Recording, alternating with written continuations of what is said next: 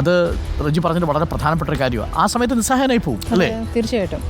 Nursing association അല്ലേ ഒരുപാട് പല പല ആംഗിളുകൾ തേടി പോവുകയായിരുന്നു. അതായത് ഇതിനെ ഒരു ശരിക്കും പറഞ്ഞാൽ നമ്മൾ ഈ അപസർപ്പക കഥകൾ എന്ന് പറയില്ലേ, അതുപോലെ പല ആംഗിളുകളിൽ പല കഥകളിലേക്ക് ഇതിനെ അങ്ങ് തിരിച്ചുവിടുക. കുഞ്ഞിനെ അപ്പോഴും കിട്ടിയിട്ടില്ല.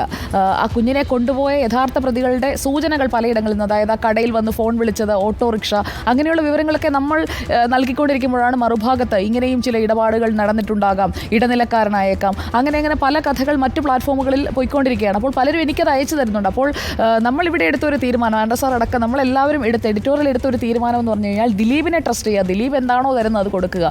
ആ സത്യത്തിനൊപ്പമാണ് നമ്മൾ നിന്നത്. അതാണ് നമ്മുടെ ഒരു രീതിയും അല്ലേ സർ? തീർച്ചയായിട്ടും. ഞാൻ ഈ അബിഗേലിനെ കുറിച്ചിട്ടാണ് ജോനാഥന് എടുത്ത കാര്യം എന്ന് പറയുന്നത്, അന്നത്തെ ദിവസം ക്ലാരിറ്റിയോടുകൂടിയാണ് ഓരോ കാര്യങ്ങൾ പറയുന്നത്. അന്ന് ശരിക്കും പറഞ്ഞിട്ടുണ്ടെങ്കിൽ എല്ലാവരെയും പിടിച്ചു നിർത്തി ജോനാഥൻ്റെ വാക്കുകളാണ് ഓരോ കാര്യങ്ങൾ. ഈ 4ാം ക്ലാസ്സിൽ പഠിക്കുന്ന ഒരു കുട്ടി ഇത്രയും ക്ലാരിറ്റിയോട് കൂടിയിട്ട് എന്നെ വലിച്ചു, എന്നെ തള്ളിയിട്ടു, എന്നെ പുറത്താക്കി, ഡോറടച്ചു എന്നൊക്കെ കറക്റ്റ്. അതുപോലെ വൈറ്റ് സ്വിഫ്റ്റ് കാറാണ്, അങ്ങനെയുള്ള കാര്യങ്ങളൊക്കെ വളരെ കൃത്യമായിട്ട് പറഞ്ഞു കൊടുക്കുകയാണ്. എനിക്ക് തോന്നുന്നു അങ്ങനെ നമ്മളെ ഒരു പ്രായപൂർത്തിയായ ആൾ കൊണ്ട് പറയാൻ പറ്റാത്ത കാര്യങ്ങളാണ് ജോനാഥൻ അന്ന് ചെയ്തിട്ടുള്ളത് എന്നുള്ളതാണ് എനിക്ക് തോന്നുന്നത്.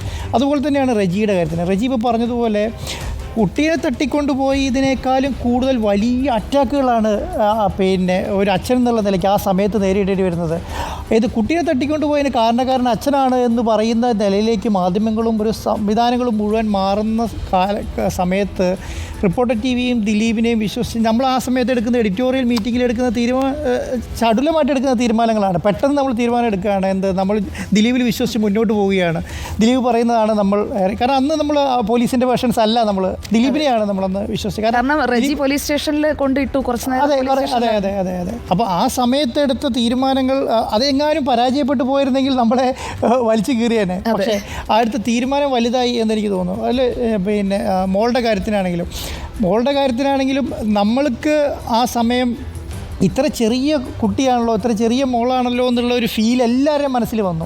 കാരണം എല്ലാവരും ഒരേ പ്രായക്കാരാണ്, നമ്മുടെ പിള്ളേർക്കെല്ലാം അതേ പ്രായമാണ്, എൻ്റെ മോൾക്ക് സെയിം പ്രായമാണ് ആ സമയത്തൊക്കെ. അപ്പോൾ അതേ ഒരു ഫീല് നമുക്ക് ഉണ്ടായതുകൊണ്ട് നമ്മളെല്ലാവരും, കേരള ജനത അങ്ങനെ തന്നെയാണ് എടുത്തിരിക്കുന്നത് കേട്ടോ. കേരള ജനത എല്ലാവരും ഇവർ രണ്ടുപേരും സ്വന്തം മക്കളെ പോലെ തന്നെയാണ് ആ സമയം കണ്ടിരുന്നത്. അത് റജി പറഞ്ഞത് കറക്റ്റാണ്. വെള്ളപ്പൊക്കത്തിന് ശേഷം കേരള ജനത ഒന്നിച്ചത് ഈ മോളുടെ കാര്യത്തിലായിരിക്കും. ജോനാഥനും അബിഗേലും ഇപ്പോൾ അടികൂടാറുണ്ടാ? ഇല്ല. പൊന്നുപോലെ നോക്കും അല്ലേ പെങ്ങളെ? ഇപ്പൊ ട്യൂഷൻ എങ്ങനെയാ പോകുന്നത്? അമ്മൂമ്മയുണ്ടോ, കൊണ്ടുവിടുവോ? ഇപ്പൊ കാറൊക്കെ വരുമ്പോ എന്ത് ചെയ്യും? ഒന്ന് മാറി നിൽക്കുവോ? പേടിയൊന്നും ഇല്ലല്ലേ? നമുക്ക് പേടിയൊന്നുമില്ല. പേടിയുണ്ടോ ഇപ്പൊ? ഒരു പേടി ഇപ്പൊ പേടിയൊന്നുമില്ല. ഇനി അങ്ങനെ ആരെങ്കിലും ഒന്ന് ചെയ്താൽ അങ്ങനെ അടുത്തൊക്കെ വന്ന് എന്ത് ചെയ്യും നമ്മള്? അങ്ങനൊന്നും വരത്തില്ല അല്ലേ? ഓക്കെ. സിജി, അതിനുശേഷം ഒരു ഭയം പിന്നീട് എപ്പോഴെങ്കിലും ഉണ്ടായിട്ടുണ്ടോ? ഈ കാര്യം ഇതൊരു കുറേ നാളത്തേക്കുള്ളൊരു ട്രോമയാണല്ലോ ഇത്. അതിനെ പൂർണ്ണമായിട്ടും അതിജീവിക്കുമ്പോൾ പോലും ഒറ്റയ്ക്കൊക്കെ വിടുമ്പോൾ ഒരു ടെൻഷൻ ഉണ്ടാവാറുണ്ടോ? അതിൽ ടെൻഷൻ ഉണ്ടാവും. ഒറ്റയ്ക്ക് വിടാറില്ല.